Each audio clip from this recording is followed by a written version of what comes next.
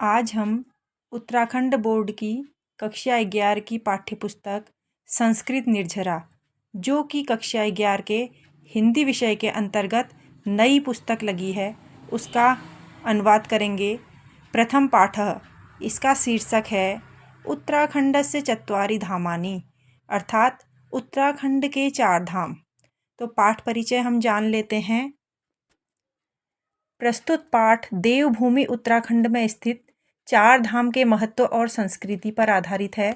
जिस प्रकार भारत के 4 धामों में पूर्व में जगन्नाथपुरी जो उड़ीसा में है, पश्चिम में द्वारिका जो गुजरात में है, उत्तर में बद्रीनाथ जो कि उत्तराखंड में है और दक्षिण में रामेश्वरम जो तमिलनाडु में है, ये सभी आस्था के केंद्र हैं।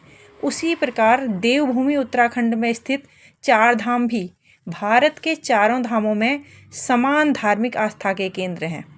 तो पाठ के माध्यम से हम उत्तराखंड के 4 धाम यमुनोत्री, गंगोत्री, केदारनाथ और बद्रीनाथ के विषय में जानकारी लेंगे और गौरवशाली इतिहास और राष्ट्रीय एकता से परिचित होंगे। तो चलिए पाठ का अर्थ जानते हैं। यथा भारतवर्षे चत्वारि धामानि पुरी, द्वारिका, बद्रीनाथ, रामेश्वरम विश्व प्रसिद्धानि संति। तो यथा का मतलब होता है जैसे या जिस प्रकार। भारतवर्षे में सप्तमी विभक्ति लगी है जो अधिकरण कारक के अंतर्गत आता है, जिसका अर्थ मैं के अर्थ में होता है।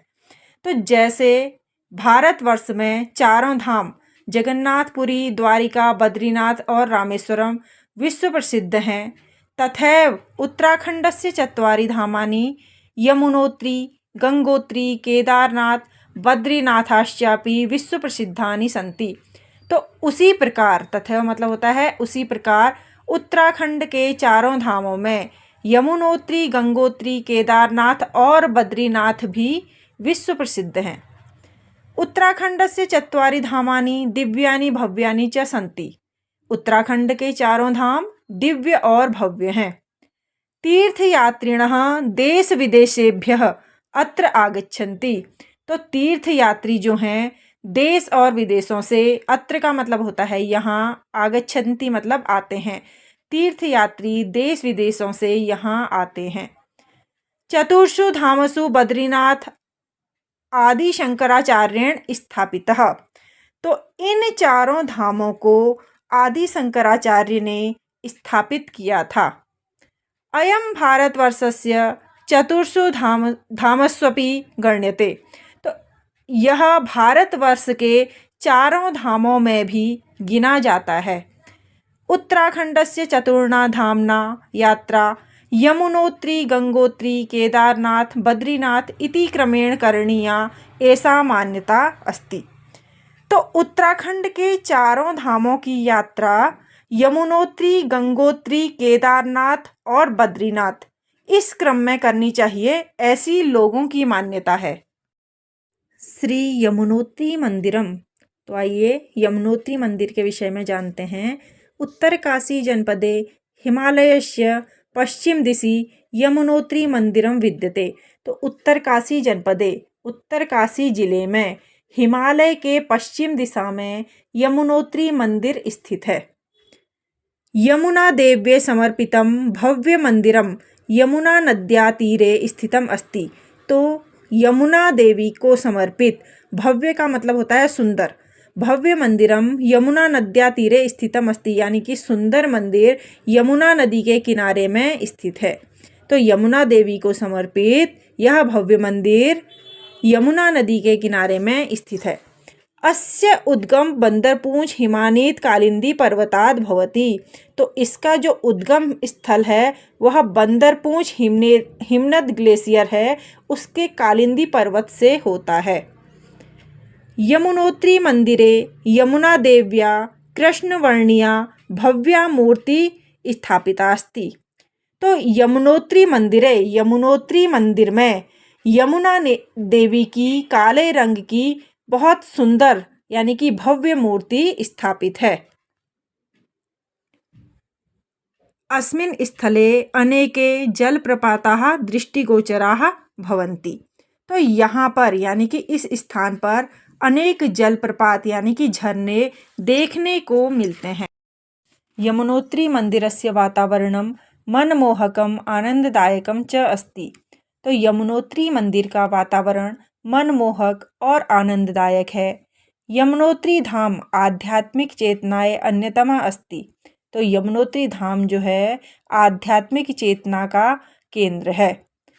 यमुनोत्री मंदिरम यमुना देव्याः गृहं मन्यते। तो यमुनोत्री मंदिर को यमुना देवी का घर माना जाता है।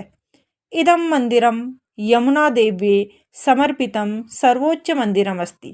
तो यह मंदिर जो है यमुना देवी को समर्पित सर्वोच्च मंदिर है। तो यमुना सूर्यस्य पुत्री यमराजस्य भगिनी च अस्ति। तो यमुना जो है सूर्य की पुत्री और यमराज की बहन है। अतः यमुना पूजनेन सूर्य यमो च प्रसन्नो भवत्। तो इसलिए यमुना को पूजने से सूर्य और यम प्रसन्न होते हैं।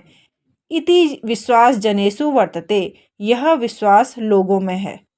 यह नरः यमुना नद्याः स्नानं करोति तस्य अकाल मृत्यु न भवति।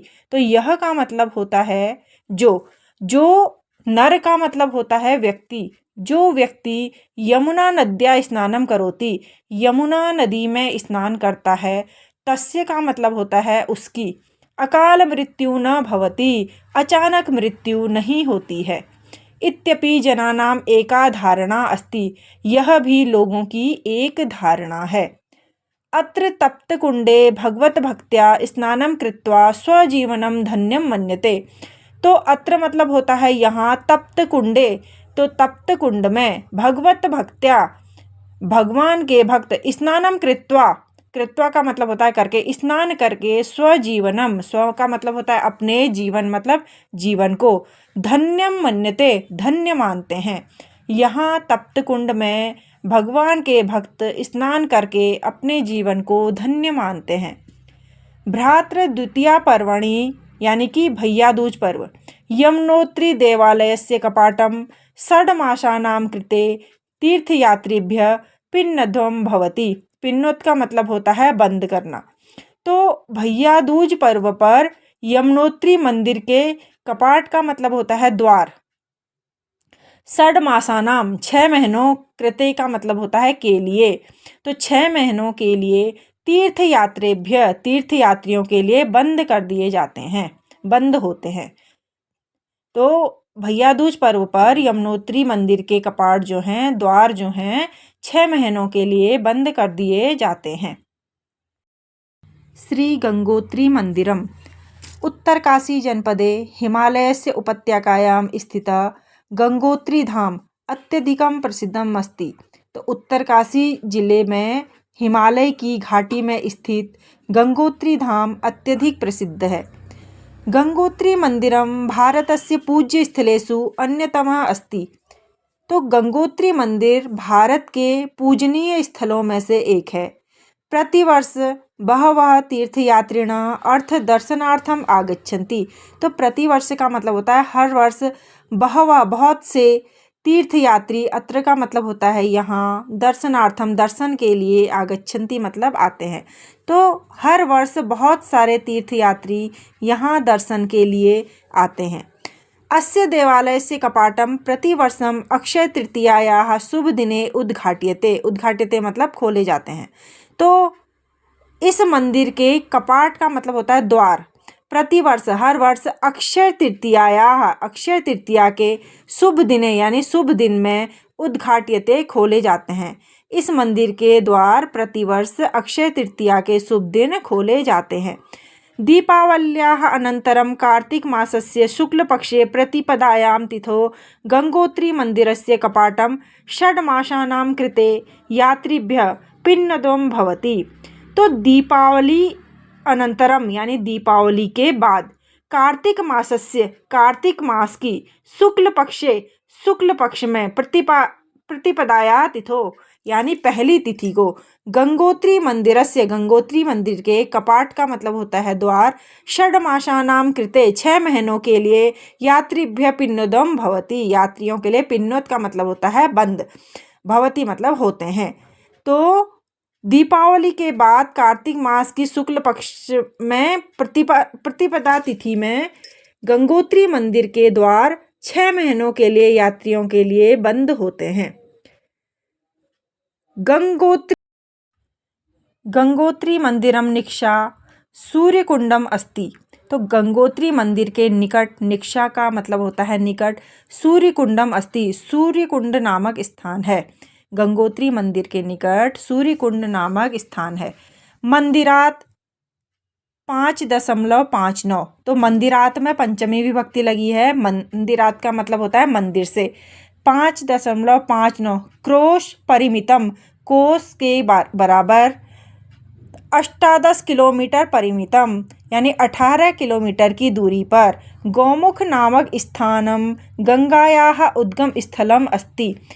तो 18 किलोमीटर की दूरी में गौमुख नामक स्थान गंगा का उद्गम स्थल है। इदं पवित्रं मंदिर श्वेत ग्रेनाइट इत्यस्य दीप्तिशिलाभिः निर्मितम् अस्ति। इदम का मतलब होता है यह पवित्र मंदिर सफ़ेद ग्रेनाइट की चमकदार, दीप्तिशिला भी मतलब होता है चमकदार शिलाओं से निर्मितम अस्ति, निर्मित है यानी कि बना हुआ है। गंगा मात्रे समर्पितम इदम मंदिरम अत्यधिक आकर्षकम अस्ति। तो गंगा माता को समर्पित, इदम का मतलब होता है यह मंदिर अत्यधिक आकर्षक है। गंगा माँ को समर्पित यह मंदिर अत्यधिक आकर्षक है। जनाः अस्य देवालयस्य सौंदर्यं विलोक्य प्रमुदिताः भवन्ति। तो जनाः का मतलब होता है लोग, अस्य देवालयस्य इस मंदिर की, सौंदर्य का मतलब होता है सुंदरता, विलोक्य मतलब होता है देखकर, प्रमुदिता यानी कि प्रसन्न, भवन्ति का मतलब होता है होते हैं। तो लोग इस मंदिर की सुंदरता को देखकर प्रसन्न होते हैं। अत्र ग्रीष्म काले सुखद वातावरणं भवति। यहाँ ग्रीष्म काल में सुखद वातावरण, भवति का मतलब होता है। अस्मिन् समये जनाः गंगोत्री मंदिरं दृष्टुम आगच्छन्ति। तो अस्मिन् का मतलब होता है इस समय, जनाः मतलब लोग, गंगोत्री मंदिरम दृष्टुम, दृष्टुम का मतलब होता है देखने के लिए, आगच्छन्ति मतलब आते हैं। तो इस समय लोग गंगोत्री मंदिर देखने के लिए आते हैं। पौराणिक कथानुसार रघुकुलस्य चक्रवर्ती राजा भगीरथ अत्र पवित्र शिलायाम उपविश्य भगवतः शिवस्य तपस्याम अकरोत्। तो पौराणिक कथाओं के अनुसार रघुकुल के चक्रवर्ती राजा भगीरथ यहाँ पवित्र शिला में बैठकर भगवान शिव की तपस्या की थी। यानी कि पौराणिक कथाओं के अनुसार रघुकुल के चक्रवर्ती राजा भगीरथ ने यहाँ पवित्र शिला में बैठकर भगवान शिव की तपस्या की थी। तपस्याम कृत्वा स देवी गंगायाम पृथ्वीम आनीतवन्तः। तो तपस्याम कृत्वा, कृत्वा का मतलब होता है करके, तो तपस्या करके देवी गंगा को पृथ्वी पर अवतरित किया था। उन्होंने तपस्या करके उन्होंने देवी गंगा को पृथ्वी पर अवतरित किया था। अस्मात् कारणात् राज्ञः सागरस्य पुत्राणाम उद्धारम अभवत्। तो इस कारण से राजा सागर के पुत्र का उद्धार हुआ। अद्यापि गंगा मानव कल्याणाय प्रवाहमाना अस्ति। तो आज भी गंगा मानव कल्याण के लिए, मनुष्यों के कल्याण के लिए बहती है।